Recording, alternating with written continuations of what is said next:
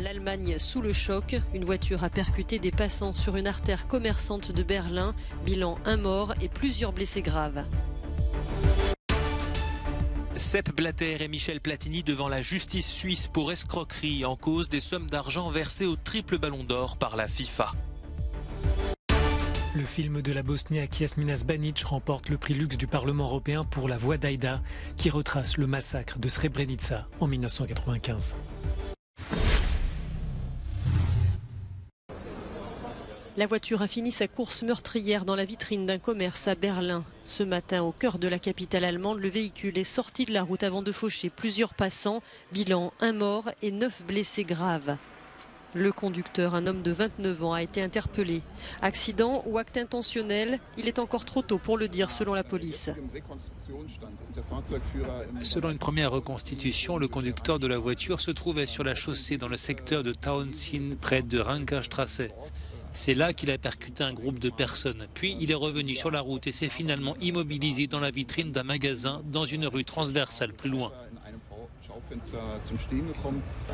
La police a précisé que le conducteur était de nationalité germano-arménienne et résidait à Berlin. Parmi les blessés, 5 sont entre la vie et la mort. Selon des témoins, la voiture aurait foncé sur un groupe de jeunes et la personne décédée serait une enseignante accompagnant ce groupe. Dans l'attente de faire la lumière sur les causes du drame, le pays est sous le choc.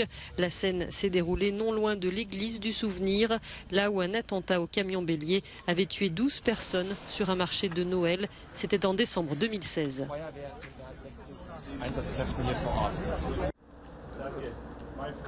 Le chef de la diplomatie russe, Sergueï Lavrov, est en visite à Ankara où il a rencontré son homologue turc Mevlut Cavusoglu.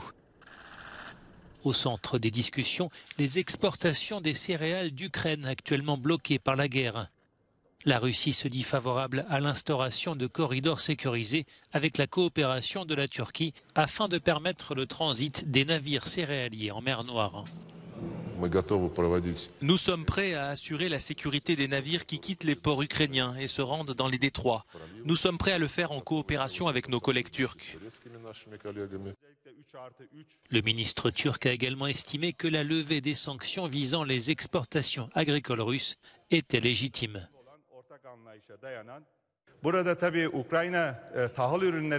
S'il faut ouvrir le marché international aux céréales, au tournesol ou à l'huile de tournesol ukrainien, nous pensons que lever les obstacles aux exportations russes est légitime.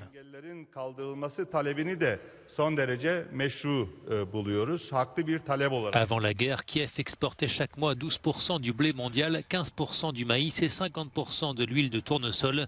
Aujourd'hui, une vingtaine de tonnes sont bloquées, ce qui a entraîné une flambée des prix et fait peser un risque de famine. Le pays est connu pour être chaud et ensoleillé, mais ce printemps, l'Espagne suffoque. Ce vendredi, on devrait frôler les 40 degrés dans la vallée du Guadalquivir. En cause, de l'air chaud à la source et une pression élevée, ce qui provoque des mouvements descendants vers le sol. Et dans cette descente, l'air est comprimé et se réchauffe encore plus. Ces températures tellement élevées dans la péninsule et également dans les îles Baléares, où elles dépasseront les 35 degrés pendant le week-end et peut-être les premiers jours de la semaine prochaine, tout cela fait que nous ne pouvons pas exclure la possibilité que nous soyons face à la première vague de chaleur de l'été. Il est encore trop tôt pour en être sûr, mais si c'est le cas, elle serait l'une des plus précoces depuis que l'on collecte les données, car la plus ancienne enregistrée avait commencé le 11 juin 1981.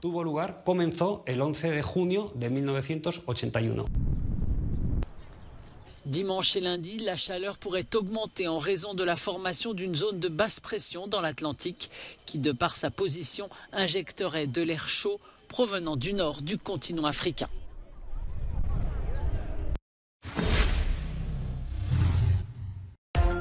Le Liban en lutte contre un gigantesque incendie dans la forêt de Batramaz. Il s'agit de la plus grande forêt de pin du pays. Elle est située dans la région de Digné, dans le nord.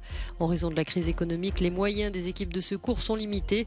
Les militants écologistes mettent en garde contre la destruction de ce qui reste des trésors naturels du pays. Ces dernières années, les feux se sont multipliés en raison du changement climatique. 7 morts et plus de 50 blessés. C'est le premier bilan dressé par les autorités iraniennes après le déraillement d'un train dans l'est du pays ce mercredi. La rame transportait environ 350 passagers et aurait percuté un engin de chantier.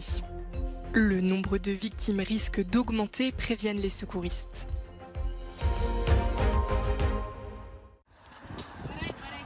La pluie se fait désespérément attendre dans la Corne de l'Afrique. Une sécheresse record s'est abattue sur la région, en plus de la flambée des prix. Les centres de soins tirent la sonnette d'alarme. Des centaines d'enfants sont déjà morts de malnutrition et nombre d'entre eux sont dans une situation critique. J'ai 12 enfants, mais 4 d'entre eux sont morts avec cette sécheresse. Des 8 qui ont survécu, j'ai dû en laisser 4 derrière moi, malades. Ce petit était dans le pire état, donc je l'ai emmené ici pour le sauver.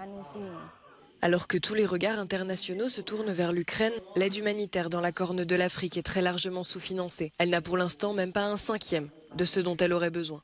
Si le monde ne parvient pas à voir au-delà de la guerre en Ukraine pour agir immédiatement, la mortalité infantile va exploser dans la Corne de l'Afrique. Nous avons estimé que 386 000 enfants en Somalie ont désespérément besoin d'un traitement.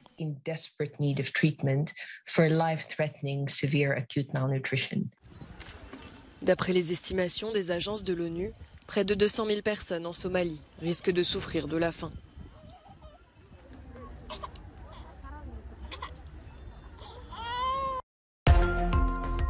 Ils sont toujours portés disparus. Un couple d'Uruguayens est recherché depuis ce lundi après un glissement de terrain. Le drame a eu lieu dans un hôtel d'une station de montagne dans le sud de l'Argentine. Il a tué une personne et fait 3 blessés.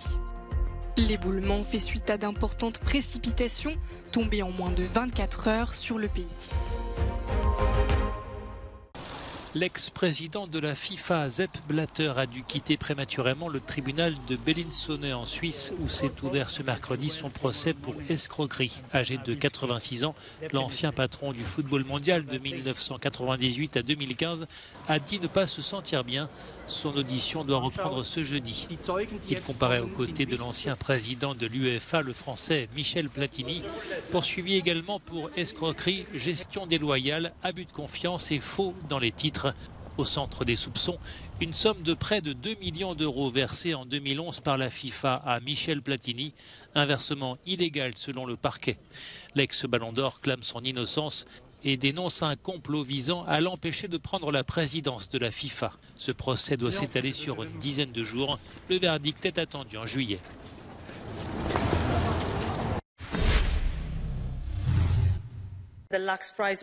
Le lauréat du prix Lux du public 2022 est La Voix d'Aïda de Yasmina Sbanic. C'est une nouvelle consécration pour la réalisatrice bosniaque de 47 ans. Les critiques saluent le récit saisissant des horreurs de la guerre. Pour la remise du prix au Parlement européen à Strasbourg, Yasmina Sbanic était accompagnée d'une survivante de Srebrenica. Le film met en scène le massacre en juillet 1995 de plus de 8000 musulmans. Les forces serbes de Bosnie ont tué les hommes et les garçons bosniaques présents dans cette enclave.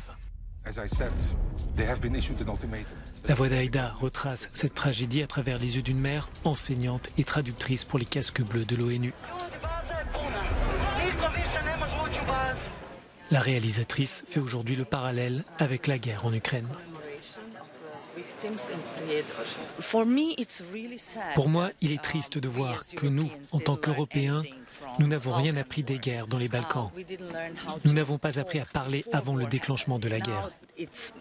C'est désormais la folie de la guerre, mais il y avait des signes que la guerre se préparait et nous n'avons pas regardé ces signaux et nous n'avons pas su empêcher une guerre en Europe. Pour moi, cela est terriblement triste. Cela m'accable de savoir que des personnes meurent alors que nous en parlons.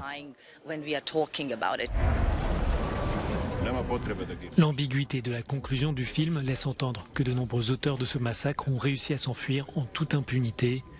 Le long métrage est salué par la critique du monde entier et collectionne les prix. Il était aussi en course pour le Lion d'Or au Festival de Venise en 2020 et nommé pour les Oscars un an plus tard.